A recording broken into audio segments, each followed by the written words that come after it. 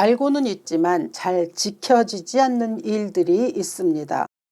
건강을 위해서 운동이 필요하다는 것을 모르는 사람은 없습니다만, 그렇지만 1회에 30분 이상 그리고 일주일에 2번씩 규칙적으로 운동하는 사람은 2024년 기준으로 인구의 48%, 즉 절반이 채 안 된다고 합니다. 운동이 먹는 것과 자는 것만큼 필수적이라고 말하지만 지켜지지 않는 거죠. 독서도 마찬가지입니다. 책 읽기가 여러 가지 면에서 유익하다는 것 대부분 다 알고 있습니다. 그렇지만 성인 10명 중에 6명이 1년에 단 한 권의 책도 읽지 않는다고 합니다. 더군다나 요즘은 유튜브에 들어가면 손쉽게 지식도 얻을 수 있고 또 정보도 취득할 수 있기 때문에 스스로 책을 사서 읽는 노력을 하지 않는 거죠. 또 공부하기도 싫어하는 거죠. 뭐 그것뿐이 아니죠. 야식이 몸에 나쁘다는 것, 또 담배가 백해무익이라는 것 아무리 다 알고 있지만 그러나 그 이야기를 또 듣고 행하지 않는 사람에게는 그저 속이의 경읽기일 뿐입니다. 그렇다면 알고 있는데 왜 실천이 어려울까라는 거죠. 그러니까 왜 내가 알고 있는 만큼 이게 알고 있는데 행위는 따라주지 않는가라고 하는 거죠. 이제 그에 대한 결론을 미리 말씀드리자면 그냥 내가 원하는 대로 내 마음대로 하고 싶기 때문입니다. 아무리 그게 좋다고 해도 내 마음이 그렇게 하고 싶지 않아서죠. 그래서 운동 결심했다가도 작심 3일 그래서 며칠 만에 귀찮아지죠. 또 식단 조절하고 내 몸을 좀 건강하게 하겠다라고 하다가도 내가 좋아하는 음식이 눈에 보이면 또 내 마음대로 먹고 싶어지는 거죠. 그래서 결국은 이루어지지 않는 거죠. 나 편한 대로 하고 싶은 마음이 강하기 때문에 그래서 알고는 있어도 그 일을 그대로 행하지는 못하고 사는 거죠. 그리고 또 그게 눈에 보이는 결과가 금방 보이지 않기 때문이기도 합니다. 예를 들자면 우리 이제 한국 사람들은 굉장히 마음이 조급한 경향이 있지 않습니까? 그러니까 운동을 하면 한 일주일 하면 뭔가 이렇게 효과를 볼 거라고 생각을 하죠. 다이어트도 마찬가지일 것 같아요. 근데 마음이 급하죠. 근데 빨리 효과는 보이지 않고 이러다 보니 그냥 제풀에 지쳐버리는 경우도 많이 있죠. 근데 이것은 신앙생활도 마찬가지입니다. 믿음 생활에 있어서도 우리는 알고 있는 영적 지식은 굉장히 많이 있습니다. 더러 성도님들과 얘기해 보면은 저보다 더 많은 거를 알고 계실 때도 있는 것 같거든요. 근데 저를 포함해서 알고 있는 것만큼 또 행함이 따라주느냐 하면 또 그렇지는 않은 거죠. 만약에 많은 그리스도인들이 알고 있는 만큼 그게 행함이 따라주었다고 하면 개개인의 그 영적 건강이 굉장히 좋을 것이고 그리고 또 사회적인 영향력을 주어서 많은 변화가 있었을 것 같은데 지금의 기독교는 그렇지 못하지 않습니까? 그러니까 과연 우리가 신앙생활을 하면서 이게 알고 있는 만큼 행하지 못하는 것은 결국 아직도 내 마음대로 하고 싶기 때문이다라고 하는 결론을 가지고서 이 문제를 어떻게 해결하면 좋을까라고 하는 것을 오늘 좀 나누어 보고자 합니다. 본문은 갈라디아서입니다. 본문 갈라디아서는 특별히 5장 22절로부터 23절에 나와 있는 성령의 9가지 열매로 굉장히 유명한 장이기도 합니다. 그래서 성령의 9가지 열매 모르는 사람들은 잘 없죠. 줄줄 외우지는 못할지라도 들으면 금방 익숙하지만 과연 우리가 그 열매를 맺으면서 살아가느냐? 글쎄요 라고 생각하게 되죠. 그렇게 선뜻 대답이 쉽지 않은 까닭은 아는 신앙에는 굉장히 익숙한데 살아가는 신앙, 사는 신앙으로는 이르지 못하기 때문입니다. 그러니까 아는 만큼 그렇게 살지 못한다는 거죠. 또 이에 대해서는 또 우리가 굉장히 툭하면 하는 말이 있어요. 마음에는 원이로되 육신이 약하다 이런 말을 하잖아요. 입에 달고 살아갑니다. 맞는 말이기도 하죠. 마음은 원하는데 잘 따라주지 않잖아요. 그러니까 그렇게 우리가 연약하다라고 하는 것을 또 인정하지 않을 수가 없는데 토대를 갖추어 놓고 나는 거기에 따라가지 못한다라고 하는 그래서 늘 그 이상적인 신앙과 현실과의 그 괴리를 토로하면서 살아가는 경향이 우리 대부분의 성도들에게 있습니다. 저는 목사입니다. 그렇기 때문에 말씀, 기도 그러니까 이제 거의 매일 이루어지고 있는 삶이기도 합니다. 그렇지만 그럼에도 불구하고 일상에서 사는 삶이 그게 내가 아는 만큼 따라주지 못한다는 것을 절절하게 느끼고 있습니다. 그러니까 그만큼 어렵다는 거죠. 그러니까 여전히 말씀보다 내 생각이 앞서고 또 내 마음대로 하고 싶은 유혹이 더 크게 다가온다라고 하는 거죠. 그에 대해서 17절은 전합니다. 육체의 소욕은 성령을 거스리고 성령은 육체를 거스르나니 이 둘이 서로 대적하므로 너희가 원하는 것을 하지 못하게 하려 함이니라. 그렇죠. 우리 안에는 두 개의 세력이 싸우고 있습니다. 이제 하나는 이제 성령의 감동으로 얘기할 수 있는 성령께서 우리에게 알려주시고자 하시는 그 능력이죠. 그리고 또 하나는 오랫동안 자리 잡고 있었던 우리 안에 자리 잡고 있었던 육체의 습관입니다. 여기서 육체라고 번역된 헬라어는 사룩스라고 해서 죄성을 뜻하는 거거든요. 그러니까 우리의 이 육체 안에는 여전히 죄악된 마음, 죄성이 있다라고 하는 것이죠. 그리고 그게 참 많이 작용한다라고 하는 거죠. 이렇게 두 가지 세력이 우리 안에서 싸우고 있다라는 거죠. 그러니까 예수를 믿는다고 우리의 죄성이 사라지는 거 아니거든요. 이 죄성은 우리가 육신을 지니고 있는 한 끝도 없이 불쑥불쑥 튀어오릅니다. 헤롤드 쿠시너가 당신은 어떤 사람이 되고 싶은가라는 책에서 이야기해 준 예화입니다. 내 마음속에는 두 마리의 개가 있다. 한 마리는 비열하고 사악하다. 다른 한 마리는 착하다. 비열한 개는 늘 착한 개와 싸운다. 둘이 싸우면 누가 이기는가? 물론 내가 먹이를 잘 준 개가 항상 이긴다. 그렇죠. 먹이를 잘 준 개가 이기듯 내가 어떤 생각을 내 마음속에서 더 강력하게 가지고 있으려고 하는가 그거죠. 그러니까 육신의 소욕에 육신의 욕심에 빌미를 주지 말아야 되는데 자꾸 그렇게 하기 때문에 그래서 때로 좌절하기도 하고 또 그런 거죠. 그러니까 성령의 역사로 성령의 강권하심으로 산다고 해서 삶이 언제나 즐겁고 기쁘냐 하면 또 그런 건 아니에요. 내 삶이 외부적인 요건도 굉장히 많고요. 그리고 또 그렇게 살면서도 어쩌다 또 뭐 심란하기도 하고 뭐 지치기도 하고 그러죠. 눈앞에 보이는 것들의 유혹을 안 받을 수 없습니다. 그래서 어느 때는 이유 없이 우울한 때도 있고요. 또 작은 일에 실망할 때도 있고 그리고 뭐 그게 그렇게까지 짜증을 부릴 일이었나 싶을 정도의 일들도 우리 주위에서는 끊임없이 일어나죠. 그러니까 사도 바울이 말한 바 내 속사람으로는 하나님의 법을 즐거워하되 내 지체 속에서 한 다른 법이 내 마음의 법과 싸운다라고 한 그 말씀대로입니다.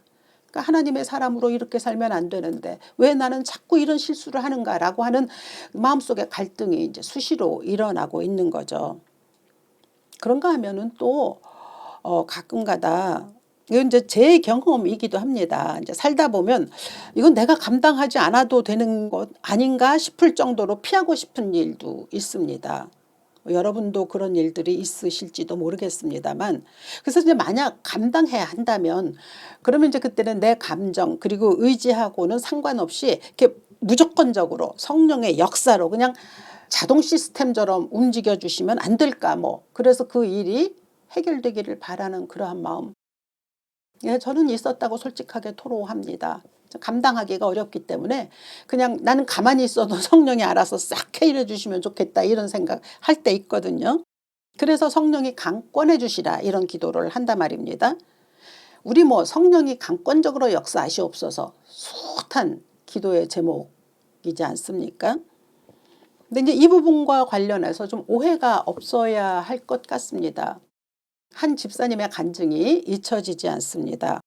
벌써 오래전이라 지금처럼 이렇게 요양병원, 요양원이 많이 없던 시절에 그분이 이제 치매인 시아버지를 모시고 살았어야 했습니다. 근데 그 살면서 있었던 수많은 일들을 철야 예배 때 간증식으로 토로하신 적이 있습니다.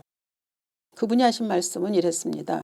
매번 시아버지의 변을 치워야 했습니다. 하루에도 몇 번씩 치워야 했습니다.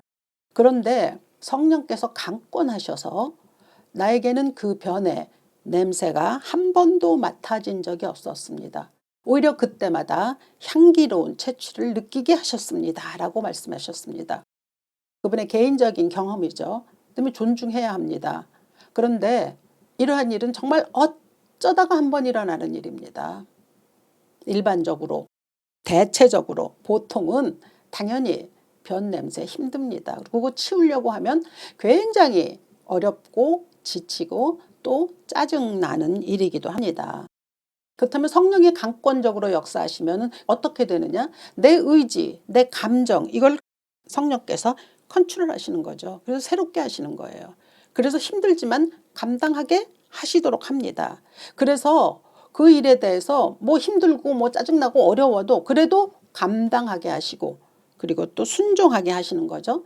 그런데 그럴 때 세상이 주는 것과는 다른 평강이 우리에게 주어지는 것을 경험하는 거죠. 그러니까는 뭐 성령은 로봇이 아니다. 저는 그런 생각을 자주 합니다. 그렇게 강권적으로 역사하신다는 것이 내 할 일에 대해서 나는 가만히 있어도 되는 이런 건 아니라고 생각하는 거죠. 그러니까 우리는 삶의 매 순간 둘 중에 하나를 선택해야 합니다. 내 생각대로 내 관점대로 행할 것이냐 아니면 성령께 온전히 맡기고 성령께서 행하시는 대로 내가 그렇게 맡겨드릴 것이냐라고 하는 거죠. 그런데 이 두 가지가 사사건건 정말 우리를 흔듭니다.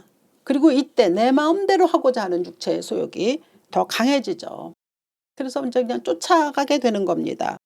그러다 보니 결국은 성령의 사람이 되지 못하는 이런 것을 보면서 또 좌절하게 되고 나는 왜 이렇게 믿음이 없나 또 뭐 이런 또 탄식을 하게도 되고 그러는 거죠.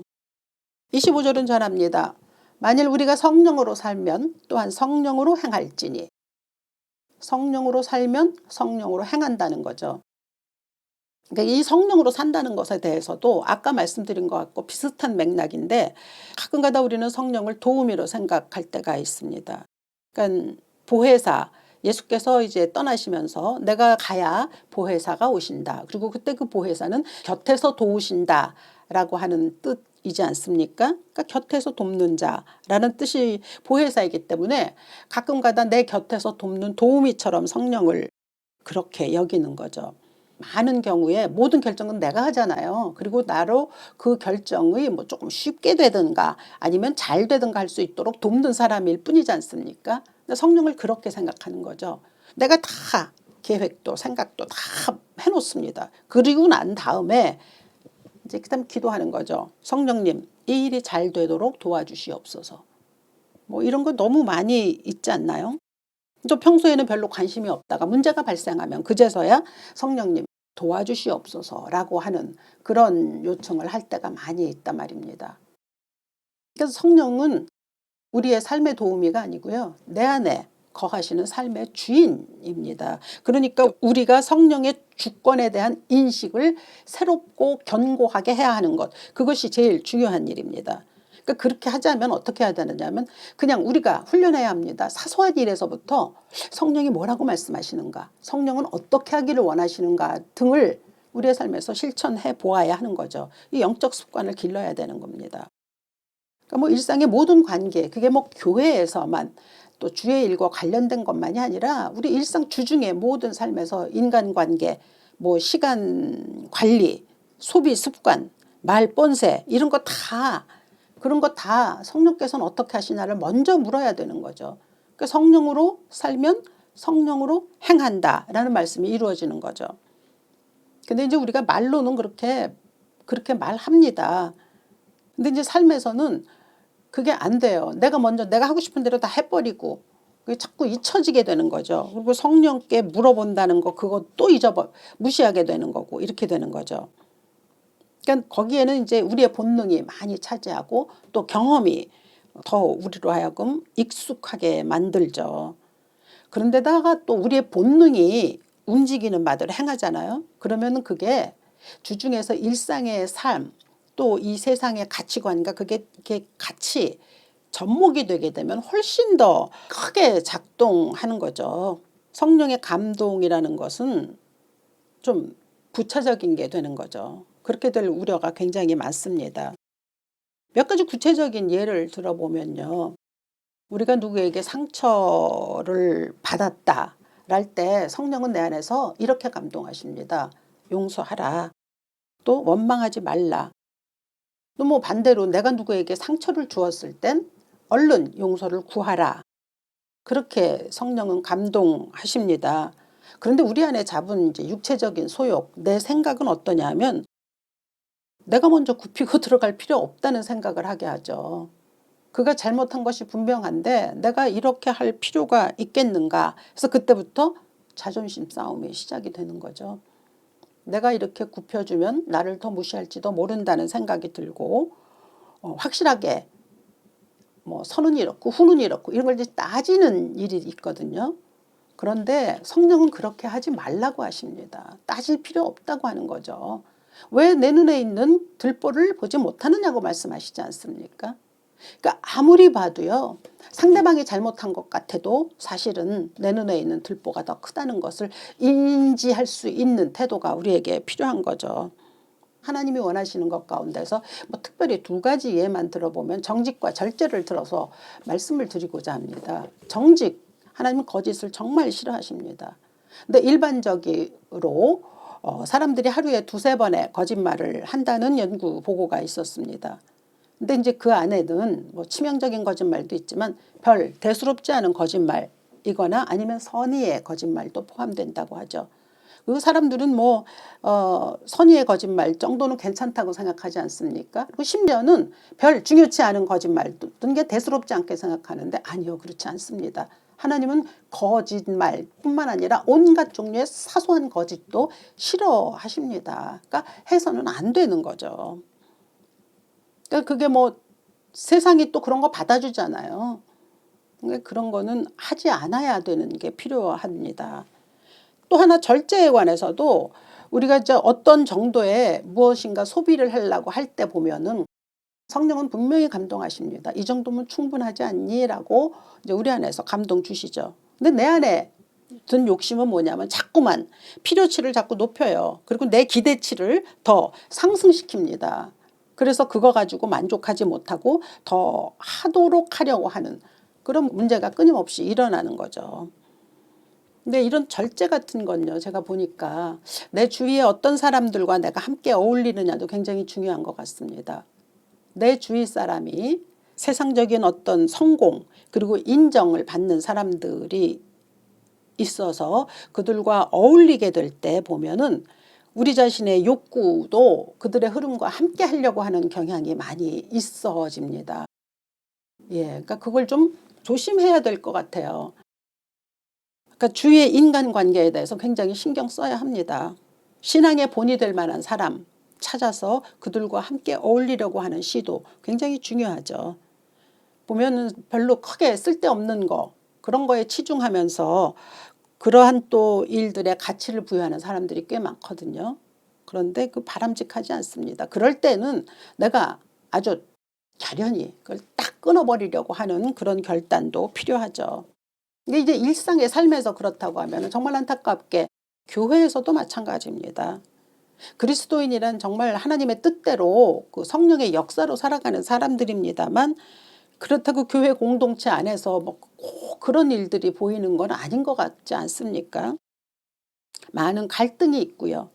또 서로를 향한 비난도 있고 뒷담화도 있고 또 분노로 대응하는 것들을 지속적으로 보아온 경험들이 우리 모두에게 아마 있을 겁니다. 오래 믿어온 권사님들, 뭐 장로님들, 집사님들 그들 사이에 진짜 어떻게 해볼 수 없는 벽이 있는 거 우리가 다 봅니다. 교회는 성령의 역사로 탄생했습니다. 성령이 오신 날 교회가 탄생했고요. 그리고 성령이 그 교회를 운행하시는 것이 너무도 마땅한데 그 교회에 속한 모든 공동체 일원들이 성령의 역사로 교회를 운영하지 아니하고 자신의 뜻대로 교회를 운영하기 때문에 그래서 이제 이렇게 문제가 많은 것이 아니겠나 싶은 생각을 하죠. 현대교회가 고린도 교회랑 유사하다는 말 많이 하지 않습니까? 고린도 교회가 가졌던 특징이 분열이었습니다. 그리고 파벌주의였고요. 도덕적인 해이였고 그리고 영적 은사는 충만한데 근데 교회 질서가 없었던 거죠. 그리고 문제가 생기면 세상 법정에 의지하는 이런 일들이었거든요. 현대교회와 너무 흡사한 일들이 많이 있지 않습니까? 그 고린도 교회가 영적 은사가 많았다는 거. 그래서 뭐 방언도 하고 예언도 하고 또 어떤 사람 말씀의 은사를 받아서 막 정말 기가 막힌 말씀들을 논하고 또 치유의 역사도 있고 기적도 있고 또 영분별하는 이런 성령의 은사가 충만했지만 문제는 이 여러분 성령의 은사와 성령으로 우리의 심령이 달라지는 건 조금 구별해야 합니다. 우리 구약시대의 사울이 성령께서 임하시자 그가 막 예언하고 기적을 행했거든요. 그런데 그의 심령은 성령으로 인해서 성숙하지 못했습니다. 달라지지 못했습니다. 그런 걸 볼 때에 이 두 가지는 좀 구분해야죠. 그러니까 우리에게 중요한 것은 성령의 은사를 사모하기보다는 성령으로 내 심령이 새로워지는 것이 더 필연적인 일입니다. 고린도서 3장 16절에서 바울은 너희는 너희가 하나님의 성전인 것과 하나님의 성령이 너희 안에 계시는 것을 알지 못하느냐고 꾸짖었거든요. 성령이 우리 안에 계시는 것. 그래서 그 성령으로 말미암아 이루어지는 성전인 것을 알지 못하느냐고 꾸짖었습니다. 그러니까 성령으로 살면 성령으로 행할지니라 이 말씀대로 이제 그대로 이루어지는 거죠. 뭐 그리스도인들이 자주자주 뭐 좋은 구호들을 내세웁니다. 더 나은 그리스도인이 되자 뭐 이런 말도 들어본 적이 있습니다. 근데 이 말은 틀린 말은 아니지만 저는 더 나은 그리스도인이 되려고 막 애쓸 거 없다고 생각합니다. 그냥 대신에 복음대로 살자. 아주 단순합니다. 그냥 복음대로 사는 것이 필요한 거죠.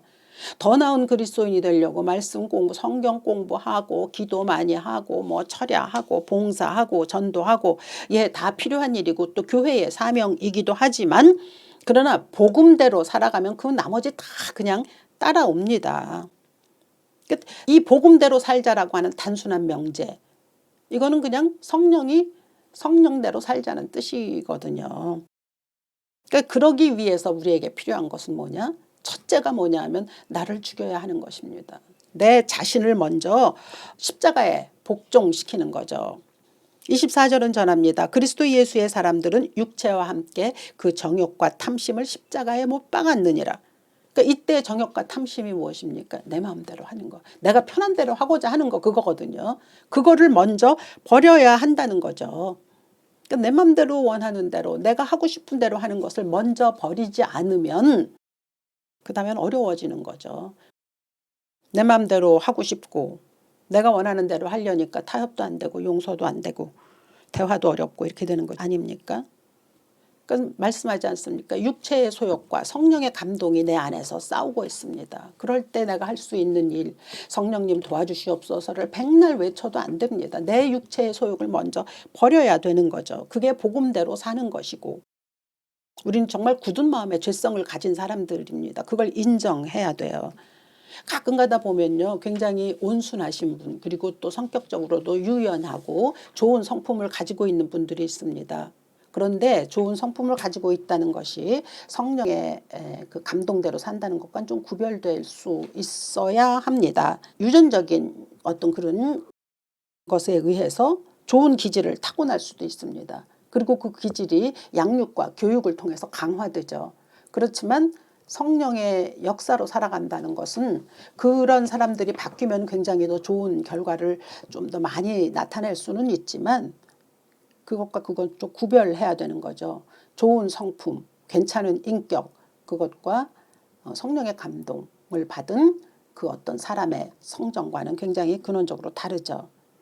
인간이란 아무리 훌륭하다고 해도요. 죄성의 범주를 벗어난 이 육신의 장막 이게 무너질 때까지는 육신의 소욕을 참 버리기 힘듭니다. 그런데 정말 다행스러운 것은 우리에게 성령의 감동으로 살 수 있는 그 길을 주시지 않았습니까? 그러니까 이 싸움을 해야죠. 끊임없이 해가면서 살아야죠.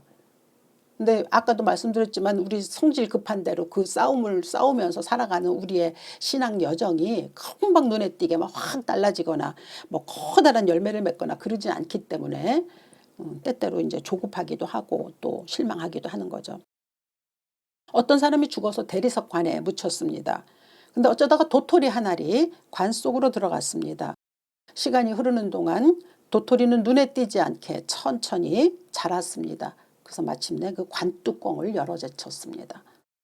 대리석 같은 우리의 죄성일지라도 그 안에서 성령이 역사하시면 이처럼 열매가 자라서 그 두터운 대리석 관까지도 부수는 능력이 있다라는 것을 알려주는 예화입니다. 그러니까 성령으로 살면 열매는 자라게 되어 있습니다. 그리고 본인도 또 알아채려요. 늦기는 하지만 내 안에서 조그만 변화들이 일어나고 있다는 것을 압니다. 느리기는 할지라도 성령의 열매는 필연적으로 자라는 거죠. 22절은 22절로부터 23절까지에서 나와 있는 9가지 성령의 열매, 여러분 다 잘 아시지 않습니까? 사랑, 희락, 화평, 오래 참음, 자비, 양선, 충성, 온유, 절제.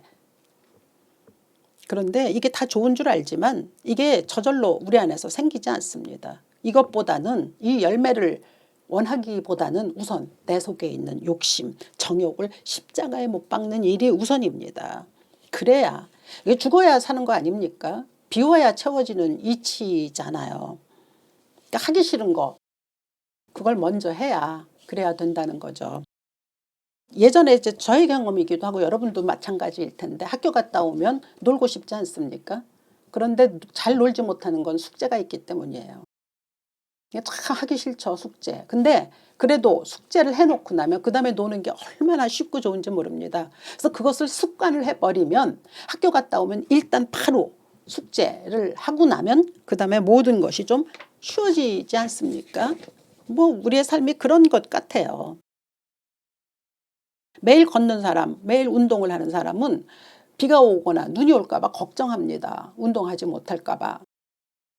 저는 다른 건 몰라도 치아 관리는 굉장히 잘하는 셈입니다. 그래서 주기적으로 별일이 없어도 치과를 방문합니다. 그리고 평소에도 덴탈 플로스나 또 워터픽이든가 아니면 또 혀 클리너든가 이런 걸 참 잘 사용하는 셈입니다. 왜냐하면 그걸 사용했을 때와 사용하지 않았을 때의 그 분명한 차이를 너무도 잘 알고 있기 때문입니다.